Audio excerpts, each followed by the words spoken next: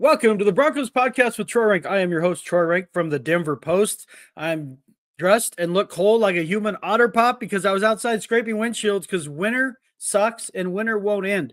I don't ski in the winter. All I do is drive in it, shovel snow, and scrape windshields. So winter, enough, uncle. I'm good with winter at this point. But listen, it could be worse. Could be living in the Midwest, so where that cold is different. It is going to be a special show today, previewing the NFL Combine. It's starting to get real, folks. The NFL Combine starts in earnest next Tuesday. I will be there Monday morning getting a lay of the land. But I am joined today to preview that, talk Broncos kind of off-season needs, Combine priorities with my man DMac from Altitude Sports Radio. You also see him on KUSA Channel 9 in the mornings as well. My good friend, he's been in this market as long as I have. That says a lot, I guess, about the market instead of us, but we're still here. We're still surviving, and we're going to talk Broncos at the NFL Combine coming up after the break. Have you been injured in a car wreck or hurt at work? What are you waiting for? Give my friends at Hoggett Injury Law a call. Their motto, with us, it's personal. I've known Darby Hoggett forever. I coached his son in baseball and in hoops. We became good friends. Many of Darby's clients become his good friends. You don't even have to pay Darby up front. If your case goes as planned, Darby will be the one writing checks to you. Again, if you've been injured in a car wreck, you're hurt at work, what are you waiting for? Give Darby a call. It's 1-833-HOGGATT. That's 1-833-HOGGET, or visit the website at hoggettlaw.com. BetOnline is the world's most trusted betting platform and your number one source for online betting in 2025. Whether you're a seasoned fan or a first-time bettor, BetOnline is your ultimate game day companion. The largest selection of odds from everything NBA, college hoops, NHL, UFC. BetOnline continues to be your number one sports betting source. Everything, every three-pointer, every hat trick, BetOnline has you covered. Odds, stats, and more for every game, every play, and every win. BetOnline, the game starts here. Welcome back to the Broncos pod with Troy Renck. I'm your host, Troy Renck from the Denver Post, and I am now pleased to be joined by my man DMac from Altitude Radio, a frequent guest of the pod for good reason. We're friends, and we love arguing with each other and chopping it up. My favorite shows inevitably end up being where I could talk with DMac, because even when we disagree, it's fun. Like that's why I got into this business. It wasn't to write on deadline and be stressed out my whole life. It's to talk sports. It's like watch sports, talk sports, write about sports, and DMac embodies so much of that. Welcome to the show, DMac. How the heck are you doing? You know, I guess you do make sense because I do ski. I do get up in the mountains. I love it. So to me, winter is the best time of year, but you make a lot of logical sense. Like if you don't do all those things, what's the point? I mean, I actually see where you're coming from. It's just that it is funny because you're a Colorado guy, Pueblo originally, but you're a Colorado person, but you just never got into the winter sports, huh? You just never got into the winter activities, I guess. I skied growing up in high school just as I played more and more basketball, and you're playing on weekends. Yeah. So it got harder to go anywhere. So we'd go to like La Vida and Broadmoor because it literally is a day trip. Oh my from Pueblo to go to like Breckenridge or Keystone, I mean, you're talking about like 3.5, 4 hours. That's not really a day trip. So we play basketball like all day Saturday, maybe a Sunday morning game. So like you could go south to La Vida and ski. Yeah. Then as I just got older and older, I didn't ski. When I taught my kids how to ski, we took them tubing and all that. I enjoy it. It just didn't become a routine. It's like golf. I golfed. And then when we had kids, so my wife and I stopped golfing, so it wasn't part of my life. Skiing kind of became that way. But the times I have skied as an adult, I've enjoyed it. I've been sore for roughly about 3 weeks afterward. No, skiing is definitely like a commitment. And now the cost of it's hard to go casually skiing. That's why, listen, but I got a little at Loveland. Hey, if you ever get the itch, Troy. No, I sent my kids up there. My oldest took his friends. It was great. They 4 of them went up and skied and loved it. Yeah. And they're still young in their 20s, so they can do a casual show up, be athletic enough. I literally would have to work out for a couple of weeks to make sure, because otherwise I'm like going to literally pull my hamstring or strain my quad like the first time down the hill. I got something for you real quick, and we'll get to the Broncos. Something real quick my wife and I did. During COVID for our anniversary, we were given a $500 gift card, which was generous, from my in-laws for the Mount Princeton Hot Springs. Troy, I have found your winter activity. Here's what you do.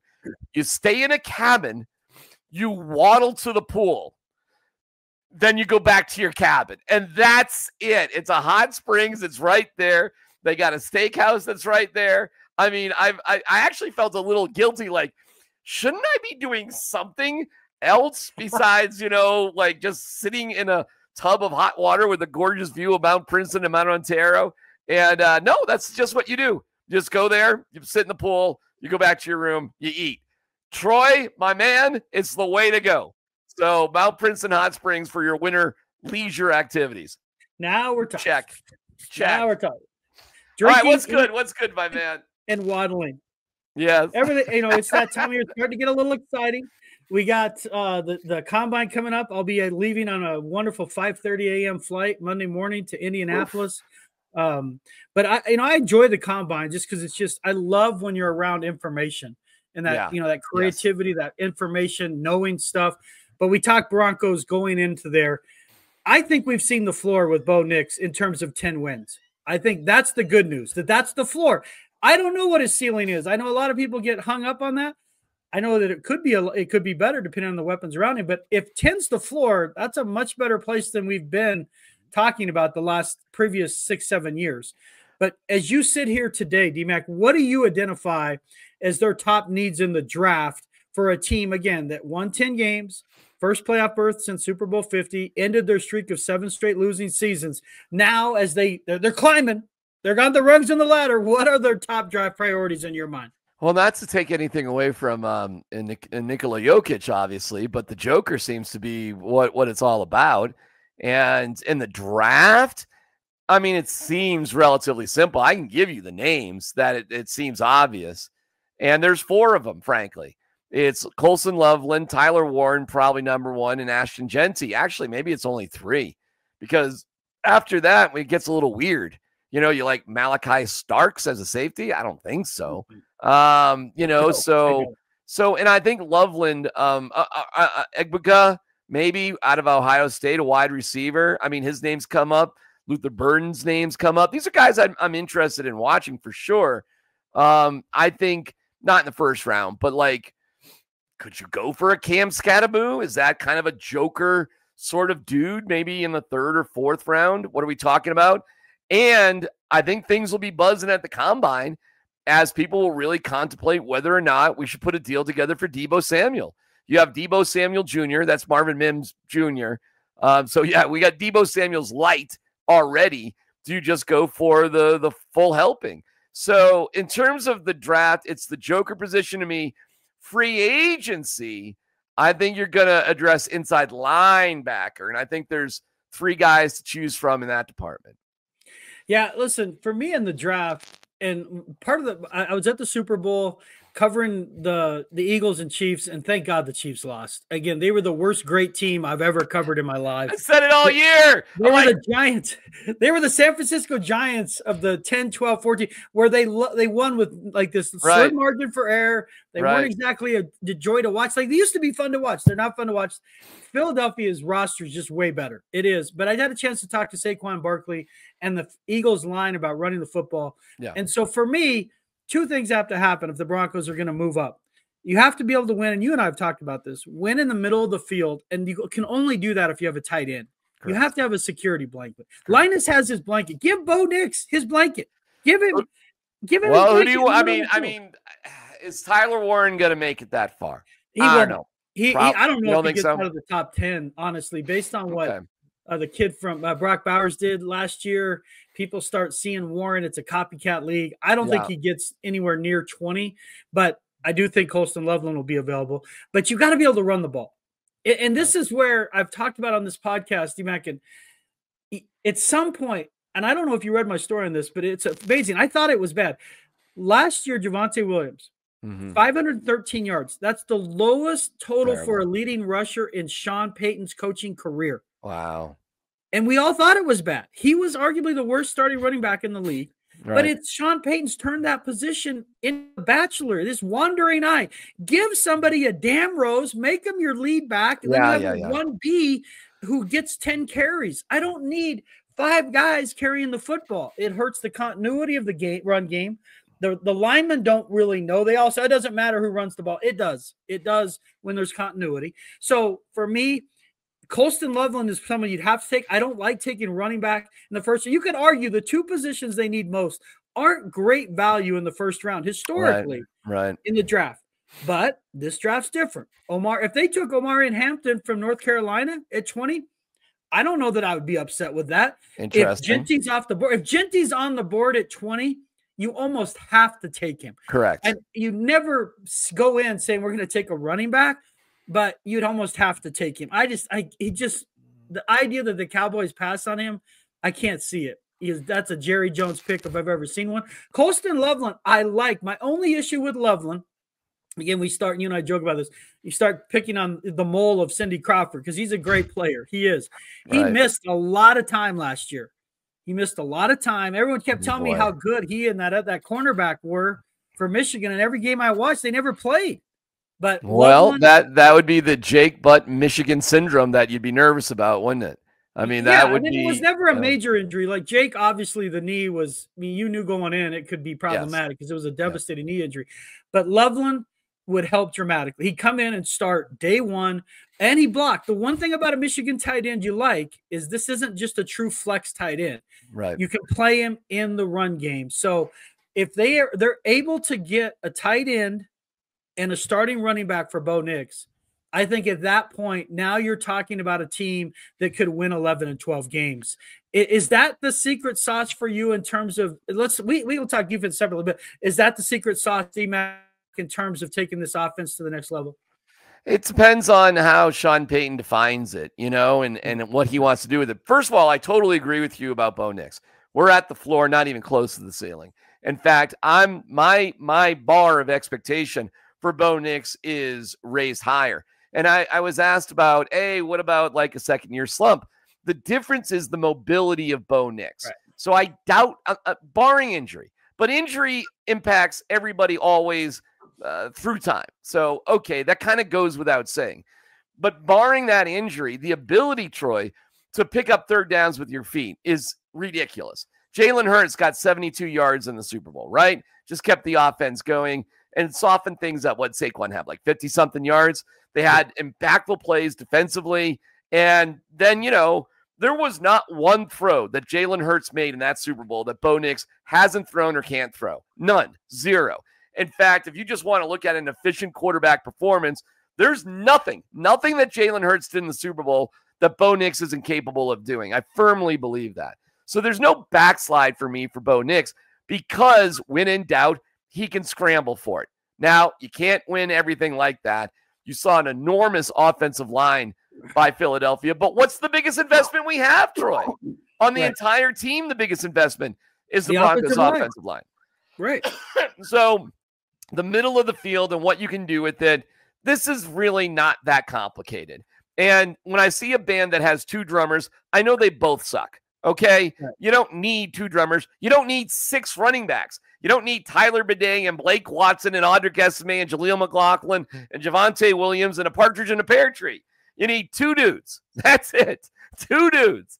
And maybe there's another guy on practice squad. And that's it, Troy. So inherently, I do agree with you. Who are your 2 dudes? And the reason why the Broncos never got there, and maybe they really did feel that way about Tyler Bidet. Maybe they actually did, and he just got hurt, and it wasn't great. But it's obviously not Audric Esme. It certainly isn't Javonte Williams, who's a free agent, and they won't bring back.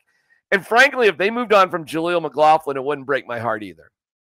Yeah, we all love those guys. From the story of Jaleel McLaughlin, sleeping in his car as a kid and becoming an NFL player, to Javonte Williams overcoming, like multiple torn ligaments. And they're great stories, but now they're at a point they got to be better. They got to be better at that position. I think Estimate makes the team still, but he's going to have to make the team now. And obviously I don't have a lot of confidence after he was a healthy scratch in Buffalo.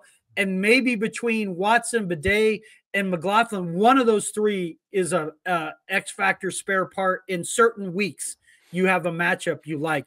You bring up Bo Nix, and that's I wrote about this early last season, a full column of why can't Bo Nix be Jalen Hurts, and I think this year Sean Payton knows what he has in Nix in terms of his athleticism, because Nix was on pace to run for like 650, 700 yards.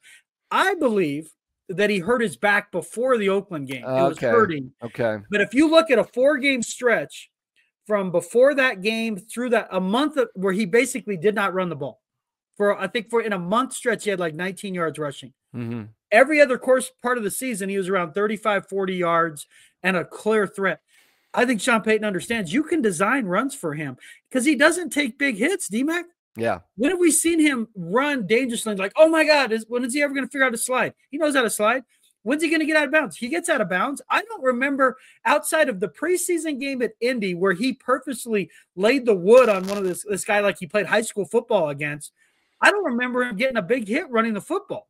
Not once. Yeah, he got a few where you were like, oh, is he going to get up? But he can run. That needs to be part of this. As they get better, I need a running back to get 1,000 yards in a 17-game season is like 54 yards a game. Like, we're not using the bugles and boom, here comes it's 1,054 yards a game. That should be falling out of bed, and Nick should have around 550, 6. Now you got something. Sure, and it's funny because I laugh at people who said, "Oh, Lamar Jackson and Josh Allen, they're definitely going to get hurt." Hey, they're going into year 8, bro. Like multiple MVP seasons, like shot. I mean, listen, you live in the era of Mahomes. Bad luck for you. And you're so right about the Chiefs being the lousiest, best team of all time. The Bills should feel ashamed for themselves for not getting to the Super Bowl this year. Yeah, well, the Ravens had to take on the Bills. It's ridiculous that the Bills, the Chiefs, enough with the Chiefs. And let me tell you something. Even Tom Brady went 10 years between Super Bowl championships. Right. So as great as Mahomes is, there were bubbles to burst in the Tom Brady era. And I do believe we're on a 2-year bubble right now. And with Bo Nix on his rookie contract, and the salary cap going up, and you'll get more draft picks as it goes. You only have 7 this year. Troy, I'm telling you, it is a fair expectation, in my opinion, to see the Broncos making hay in the playoffs, not just making it. And then I'd say in 2026, if the Broncos aren't in an AFC championship game competing for the Super Bowl, I'm going to say that's a disappointment for what you have in Bo Nix, the experience with Sean Payton, and the ability to build around it. We're just talking about a running game now? You're telling me we have the offensive line built, and we just got to find somebody better than the worst starting running back in the league? It's not that hard. Right. And last year when we talked, DMac, we're talking about, can they find a quarterback? Can they find their guy? Well, that's hard. Question being answered. Hard. That part is hard, and they proved it unequivocally. They retired the trophy on how hard it is to find a quarterback. They and the Cleveland Browns on it. When you don't have the right guy and the Raiders are living it, you have no chance. And we lived it here, watched it, Broncos country, watched it for the better part of 7 years of everything else can go right. And if you don't have good quarterback play, competent, trustworthy quarterback play, you don't have a chance. They have that with Bo Nix. And I get offended when people rank him as like the 26th best starter. I'm like, what game are you watching? I watch, get NFL Red Zone, watch other team. Again, it's just, I don't know what his ceiling is. I don't. I just know you can win with him and his skill set. Yes, and that's all. That's all you really need. Can you win? That's it. Can you win with this guy or not? Can you close? And listen, I think people are just anxious about new things. And oh, yeah, you close your eyes. Of course, I can see Josh Allen, Lamar Jackson. But hey, in 2018, could you see the same thing? Really? Seriously? I don't think so. And I think if you were saying you could, you'd be lying. And for whatever reason, hesitation and fear of failure oftentimes freezes people from action. So you cannot be afraid of failing. And to this day, it is the craziest thing I've ever seen that John Elway, who was so relentless and daring and exciting as a quarterback, could be scared so easily by the poor pick of Paxton Lynch. And we know now, if we didn't know, drafting a quarterback when everybody else who needs a quarterback says that's not the guy. Right. I mean, read the room, bro. Like, hey, listen, these guys all get collectively paid millions and millions of dollars to evaluate quarterbacks. So really, you're the smartest guy in the room? Now, I do believe that's different than moving up just a little bit like you're with an NFC championship Super Bowl team. And it's only happened 3 times, by the way, that a quarterback's been taken in the 30s. Patrick Ramsey, Teddy Bridgewater, and Lamar Jackson. So it doesn't, happen all that often. But it's better off giving yourself options like a 5th-year option rather than just a second-round pick like Drew Lock. Plus, in the second round, where's your commitment? And frankly, where was your commitment to Paxton Lynch that particular year, too? Did you really feel that great about him? I mean, hindsight's 20/20, and if they really weren't going to go with Brock Osweiler, you should have begged Peyton Manning to play a 5th year. And watching Peyton Manning recently, he was on Saturday Night Live talking about how terrible retirement was, and he was on the red carpet talking about it because he was asked about Travis Kelce. Right. I've never seen anybody more filled with regret that they retired a year too early than Peyton Manning. And I don't buy that he couldn't do it. He could have done it. Maybe it would have looked a little bit different, but if you don't have a plan, Troy, if you don't have the guy or somebody like Peyton Manning, you're in big trouble. I won't curse here on your podcast, but you're in big trouble. And I think it might be a little weird for Broncos fans to accept you don't have that problem with Bo Nix. And for everybody else, I've run across them, the hemmings and haws. Oh, I don't know. Second-year dip. He doesn't have anything left to prove. You're insane if you think there's something else left to prove or there's going to be some sort of sophomore slump. Get over it already. You probably didn't want Bo Nix here in the first place for whatever reason. Right. Get over it. And that's why I'm excited about the future. Right. That's what colors a lot of it. He was the 5th best quarterback out of the draft. Well, if he'd been taken, if it was this year, honestly, you could make an argument he'd be the first quarterback taken. I would take him based on college, not knowing anything of what he would do in the NFL. I would take him over Cam Ward and Shedeur Sanders because I like Shedeur. He holds on to the ball too long. He's got to figure that out. Cam Ward's game is run around and make plays. Again, Lamar Jackson does that. Josh, it's hard to do at the NFL level, and he's not physical. He's not a big guy. And in Nix's case, it's just some of the criticism to me is just, I think it is part of it when I talk to fans, season ticket holders, they got catfish for so many years. They don't want to believe it. They just can't believe like this guy's actually good. We got it. Yeah. If it happened 4 or 5 years ago, like, of course he's our guy. But the Russell Wilson thing, I think was the final, kind of drove the point on, I can't trust anything. I just says, this guy, he might be good, but I can't trust it. Yes, you can. You can, you should. And on one hand, for sports talk reasons, it's always great to talk about quarterbacks. Are you kidding me? Of course. But fundamentally, in terms of building a great team, the Broncos really are in such a wonderful position. So, sure, it'd be great if Ashton Genty fell to them. But, Troy, there's a lot of other running backs out there. And when you look at tight ends, even tight ends, you don't have to, hey, if Tyler Warren's really that unicorn or Colson Loveland's that good, okay, hey, fine. You're drafted at 20, Troy. I mean, you drafted like Noah Fant like at 20 a few years ago. It's fine. And whether or not they really have first-round grades, it doesn't matter. It's your turn to pick. But that being said, I think probably there's running backs you can find much later in the draft who would be phenomenal, and maybe even tight ends too. So I'm not against it if they tell us, hey, man, there's a defensive lineman that is just so special, or there is you can never have too many pass rushers. Safety, I feel weird about. Like safety to me is just like, man, how much does safeties really impact the game? Because I understand this Malachi Starks guy is pretty good, but like, I don't feel that. I don't feel that in my heart. I feel that you can get those guys in free agency. They're all over the place. With Brandon Jones. I mean, they just did. Right? Those guys are on the market and they're cheap right now. The divisions, the positions devalued. I agree with you there. And they catch a break this year that their positions of need, tight end, running back, and even defensive line are strengths in this draft. It's not considered a great draft, but it's considered a deep draft in those positions. But as they look to move on, and we'll get to the last part of this, Yeah. There's some veterans that could be in trouble here. I talked to one of them at NFL Honors, Alex Singleton. Yeah.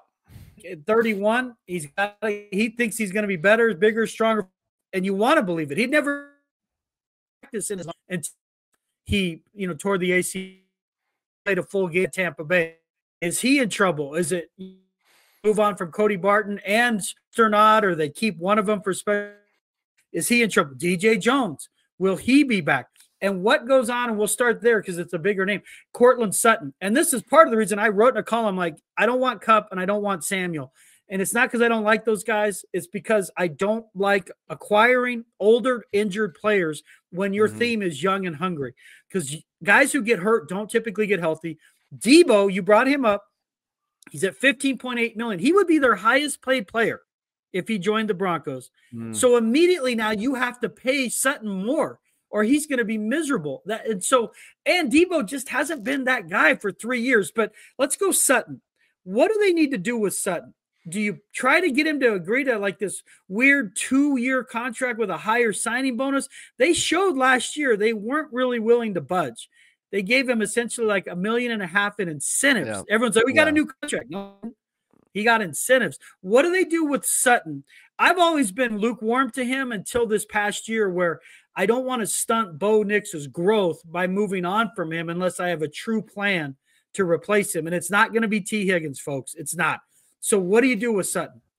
Well, we were looking at it yesterday. If you're just going by, salary per year, like if you take all the other stuff out, if just like, hey, how much does this guy average per year on his contract? He's the 28th highest paid wide receiver in the NFL. 28th, which is like, whoa, okay, that's interesting, right? He clearly is. I think he's higher than the 28th best receiver in the league. So I could understand redoing things with him and giving him, a little bit more to make it more competitive to where he is, which is probably a top 15 guy. 15 would probably put him, Troy, 23 to 24, which is a lot. I mean, that's a ton, man. And that's probably what I would do. That's probably where it goes. I think Sean Payton with Kay Adams at the Super Bowl, with his needs, musts, wants, desires, loves, whatever what was going on there. And he put the receivers in the needs column, not the want column, or there was some sort of ranking. The Joker position was the number one thing, but he liked his receivers. He liked his draft. They love Vele. Josh Reynolds, all right, didn't work out, whatever, moving on. But they got some bang out of the Troy Franklin. He just had a hard time catching up. He'll be better. And what they did with Marvin Mims, I think they thought they really came upon something that they could keep going. So when I look at it, you really just need, Troy, one more guy. You need one more receiver. So I probably would pay Cortland Sutton a little bit more. I would love to get T. Higgins, but I know what you're saying. You're not going to get him. Then Chris Godwin is out there. And after Godwin, it kind of drops, man. Like there's not a lot of other really game-changing guys out there. So listen, man, it's not my money. It's the Walton Penner Group money, not mine. If they want to spend some money on Godwin, say, go for it. I mean, I totally get it. But if they don't want to move on that whatsoever and they're just looking at another guy in the draft, I know this, Troy, wide receivers, like they fall off the cherry tree out of college, man. There are so many gifted athletes. Xavier Worthy was like the last pick in the first round. I mean, look at what the Chiefs are paying for wide receiver talent, like nothing right now, and they got to the Super Bowl. So like that Golden kid from Texas is going to go late first, and Luther, the kid from Missouri. Yeah. I mean, there's I get why teams outside of Jefferson, Chase, these superstars don't want to pay a receiver $28 million. I mean, he's got to be a dude. If you're paying him that, like he's got to have his Netflix special. Like you and I talked about. He's got to be on the Netflix receivers thing. He's not just, he's going to have 1,000 yards and 6 touchdowns for $28 million. No. He's got to be a dude. But listen, the Eagles have 2 dudes though. They do. They had and they 2 have a tight dudes. end, and they have a running back, and they got a massive offensive line. I mean, and they have the best offensive line. There's a reason they won the Super Bowl. Trust me. And my guy Vic. You can't ignore Your guy, Vic. Yeah, you and Vic had it, man. I'm out on the. Yeah, listen. And there's a lot of media people who like Vic. I wasn't one of them, but I know you had a good relationship. I like Vic, the coordinator. Vic, the head coach, was completely miscast. Yeah, and even he admitted when I talked to him at the Super Bowl, he's just like COVID and all this stuff on my desk. And I mean, he is a defensive coordinator. Yeah, and he's yeah. But he wasn't here. He was a head coach, and so And people try to force it out. It's like he was great at defensive coordinator. I know, but his job was head coach. Right. So I guess I kind of hold that against him. That he wasn't, he understands. Even he understands. Dude, he was a hamburger and a steakhouse guy. And, you go to the steakhouse, you order a steak. I get it. The hamburger's great. I get it. I understand. You get a head coaching job, skip over to Men's Warehouse and get yourself a suit. You know what I'm saying? You've made millions. The sleeves are over your fingers. You're rolling the sleeves. So whatever, man. But that's another one. Like he hit John Elway with the cliche death by inches, and Elway was like, yeah, that's my guy. I mean, some of the decisions are just.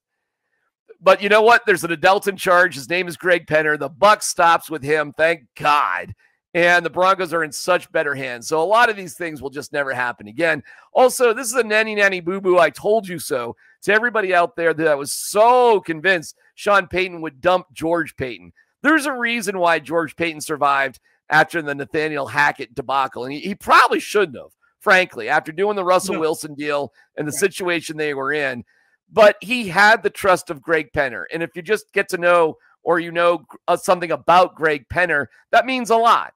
And things do not happen willy-nilly. It's not Sean Payton running roughshod over everything. There's a system of checks and balances with the Broncos that has given them their stability, that has enabled them to get to this point. And I know people throw stones at me about Surtain and Fields and the whole thing, but like we've detailed here, Troy, either you've got a quarterback or you don't. And in order to get a quarterback in the first round, you're always going to be giving up on another great player at another position. Always.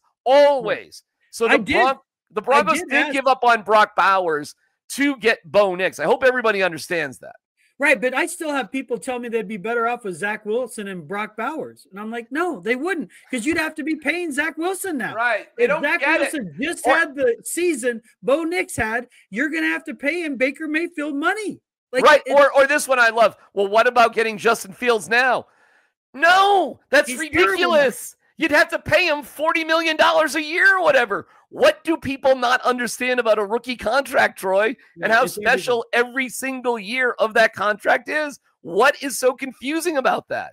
I did ask Vic. So Vic, I asked him about Pat Surtain because Pat won the Defensive Player of the Year. Yes, I saw that. He said he pounded the table. Yes, he was the biggest advocate for Pat. So I asked him. I wasn't the quarterback, but I said, why not Micah Parsons?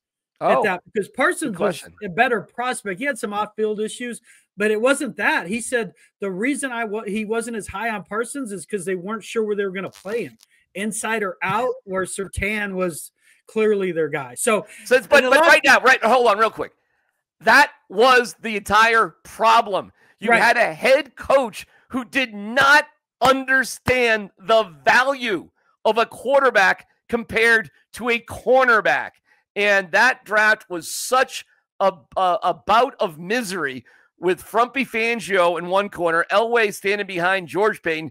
George Payton was looking around the room. Is this safe? Safest pick? Yeah. Listen, I get it. Shermer is your offensive coordinator who's going to develop the quarterback. I mean, it was so dysfunctional in that moment. And this is not to take anything away from Pat Surtain. I get it. He's incredible. But you did not philosophically have a good football organization right there. And Fangio pounding the table about how right I was. I get it, coach. You should never, ever be a head coach. Thank you. I got it.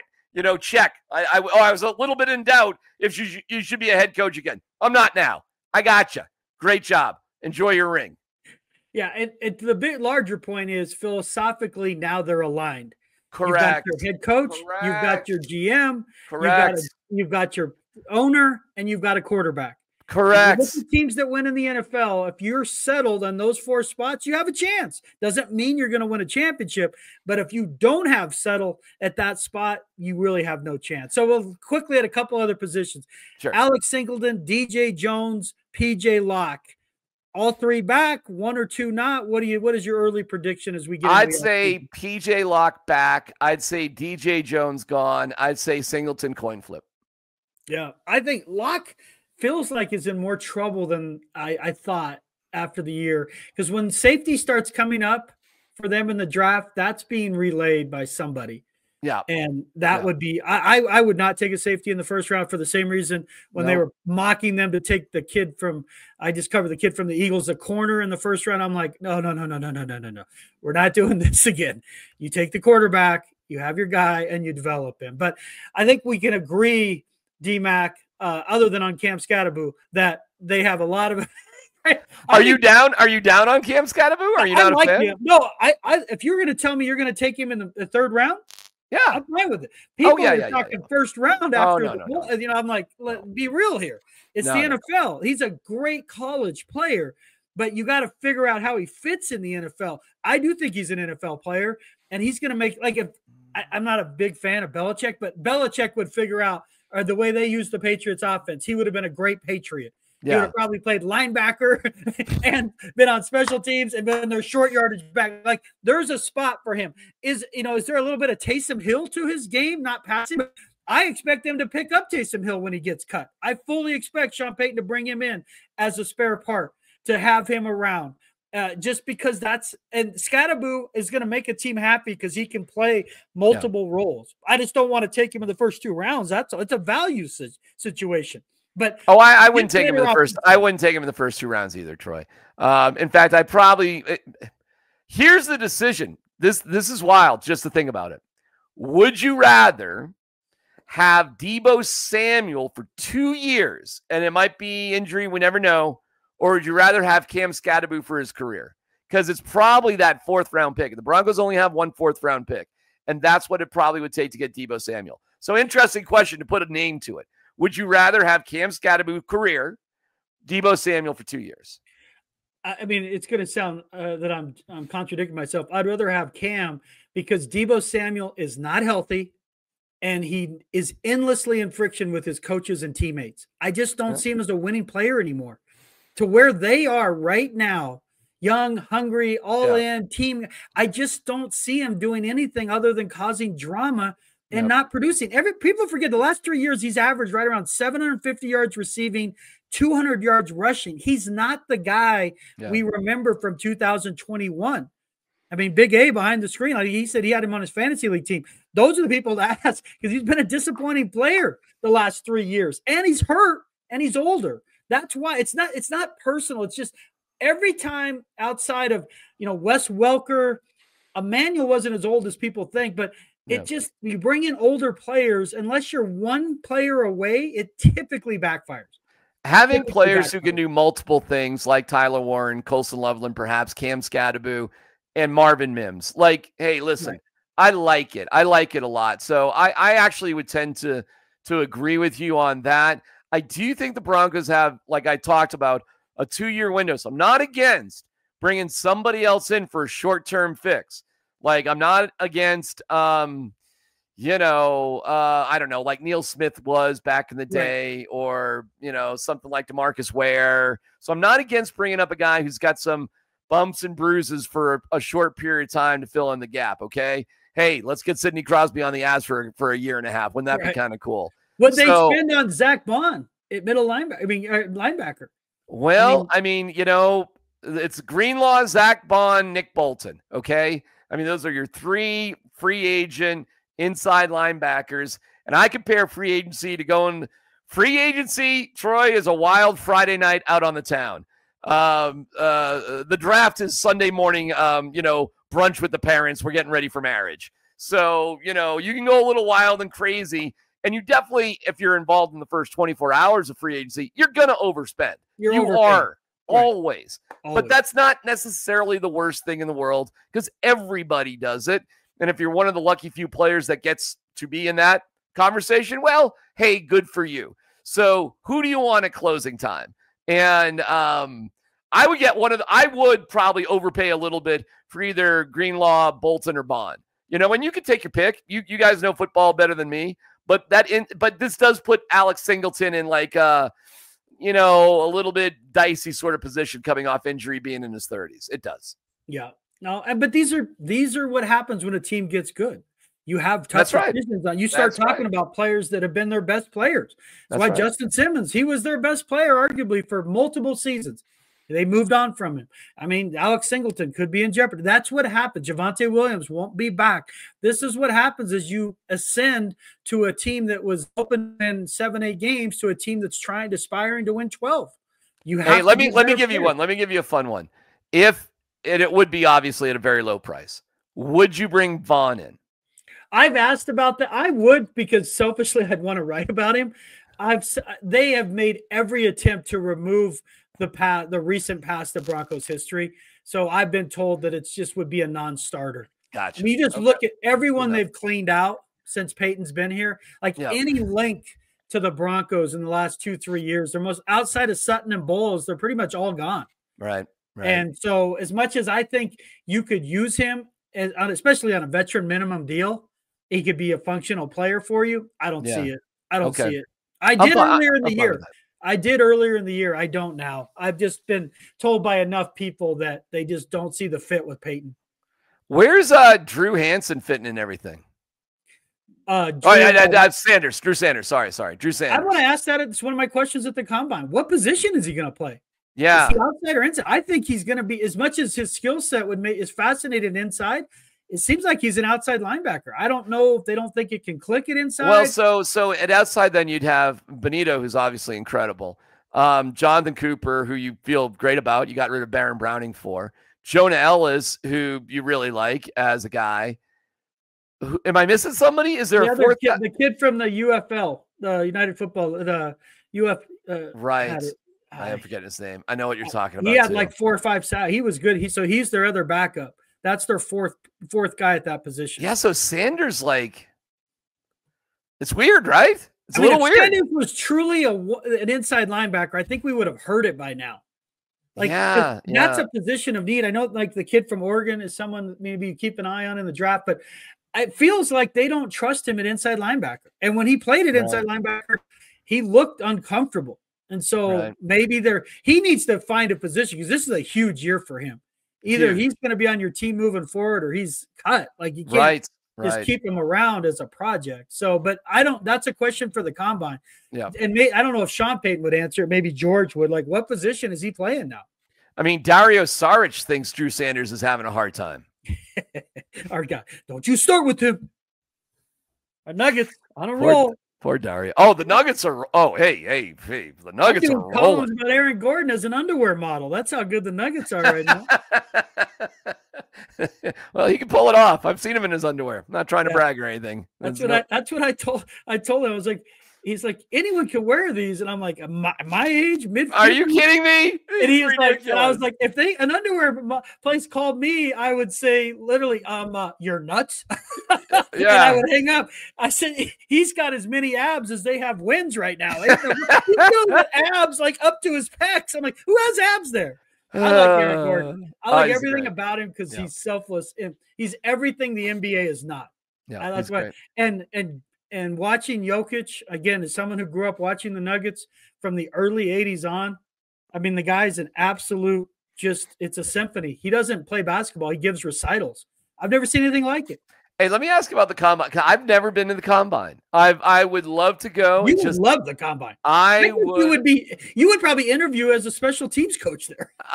It's not that hard. It'd be a quick interview, but hey, they hired one Darren. So, that's what I want to be. I want to be an assistant special teams coach, but we do things my way. We basically just kick the ball out of bounds. We fair catch almost everything. We kick the ball through the end zone. We practice maybe 3, onside kick things. I hire a kicking coach because what the hell do I know about kicking? And more or less, I just, rest a lot. That would be my special teams contribution. And for the record, don't skip on a kicker. He scores too many points. So, and by the way, getting a job in the NFL as a kicker has got to be one of the hardest jobs in the world. Seriously. Yeah, it is. You know, it's got to be. Guys never leave that are any good. They why would you? I mean, how many college kickers become NFL kickers every year? Not many. I mean, 3, one, 2. Yeah, it's maybe? a low number. Low number. So, anyways, it's an exciting time to be a Broncos fan, and I'm a little jealous that you're going to be bumping around St. Elmo's looking for some shrimp cocktail, and trying. And if people don't know, it's not just the combine; it's an NFL convention. And a lot of business gets done at night. So if you really want to be scoop rank, you got to be a big boy and be able to stay out past midnight sometimes just to see what's going on. And that's a true story. That is how things go down. And that is how Russell Wilson came to the Broncos, y'all. It was a deal done at the combine. I'll end it with in that point, I was at the GM meetings for baseball. Okay. And it's a much minor. It was in Palm Springs, and I think it's Palm Springs. I might have the location wrong. The Red Sox had won the World Series. So with Theo Epstein, Jerry DiPoto is working for the Rockies as kind of a special assistant. And I'm told that, hey, Jerry DiPoto is taking a job with the Red Sox. And I'm like, okay, so Theo's at the bar. I know him a little bit. He's with Kevin Towers, God rest his soul, with the GM of the Padres. And they're drinking, and they're drinking.